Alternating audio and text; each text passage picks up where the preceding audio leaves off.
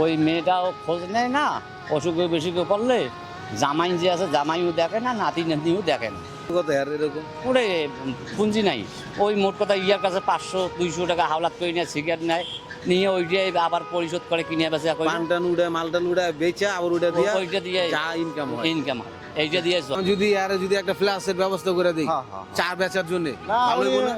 উনি ব্যবসা বাণিজ্য একটু করে ধইরা দিলে কিছু মানে চলতে বা চলার মতন আর কি। বয়স হয়ে গেছে তো আমি চলতে পারে না। তারপর আমার ইচ্ছাগুলো তো বিয়া বসতে পারতেন, হ্যাঁ হ্যাঁ হ্যাঁ তো বিয়াও বসলেন না বসি নাই। কেন বসলেন না? এই যে মেয়ে মেয়ে খেলাম মেয়ে মেয়ে করে শেষ।